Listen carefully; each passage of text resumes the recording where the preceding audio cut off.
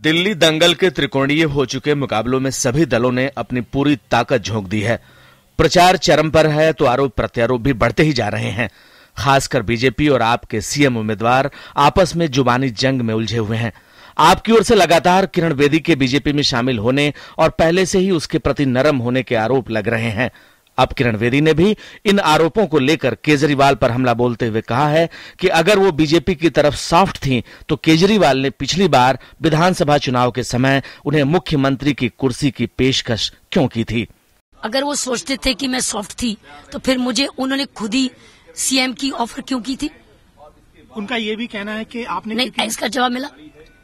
उन्होंने मुझे सीएम की ऑफर क्यों की थी। अगर आप मेरे पे विश्वास ही नहीं कर रहे तो आप मुझे क्यों चीफ मिनिस्टर बनाने की ऑफर दे रहे हो। वाई।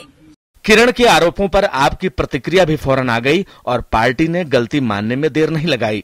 उस वक्त में नहीं, तमाम चीजें जो अब निकल के आ रही हैं, अब निकल के आ रहा है कि उनके खिलाफ तमाम उनका कोई विजन नहीं है, वो कॉम्प्रोमाइज कर रही हैं। जिन मुद्दों के लिए वो संघर्ष करती रही उनके साथ वो समझौता कर चुकी है सीएम की कुर्सी के लिए।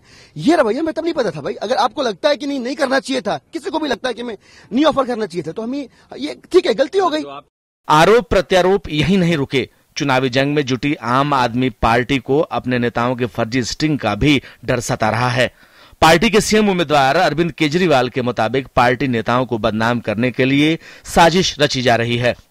हमें जानकारी मिली है कि विरोधी पार्टियां आम आदमी पार्टी के खिलाफ अगले कुछ दिनों में आम आदमी पार्टी के कैंडिडेट्स के खिलाफ इसी तरह से कुछ फर्जी आरोप लगाने वाली हैं।